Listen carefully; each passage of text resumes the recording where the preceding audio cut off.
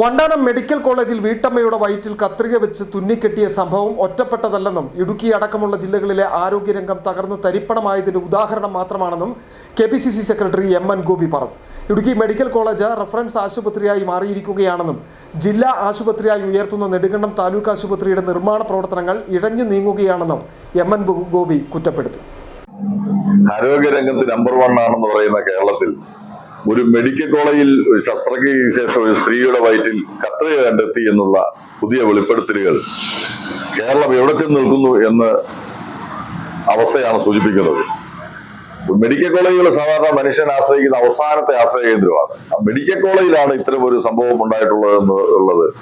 നമ്മൾ കേരളത്തിന്റെ ആരോഗ്യരംഗം വളരെ പരിതാപകരമായ സാഹചര്യത്തിൽ എത്തി എന്നുള്ളതിന്റെ ഏറ്റവും വലിയ തെളിവാണ്.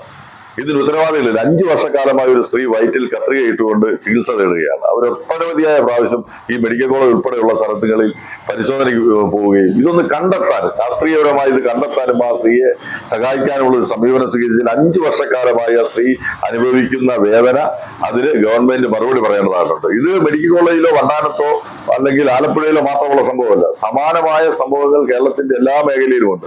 ഇടുക്കി ജില്ലയിലെ ഉടുമ്പൻചോല താലൂക്കിലെ ആതുര ശുശ്രൂഷ സേവന രംഗം വലിയ ദയനീയമായ സാഹചര്യത്തെയാണ് നേരിടുന്നത്. ഇവിടെ ഒരു താലൂക്ക് ആശുപത്രി കെട്ടിടം ജില്ലാ ആശുപത്രിയുടെ സ്റ്റാറ്റസിലേക്ക് ഉയരുന്നു എന്ന് പറഞ്ഞാൽ കെട്ടിടം പണി ആരംഭിച്ചിട്ട് 9 വർഷക്കാലമാകുക.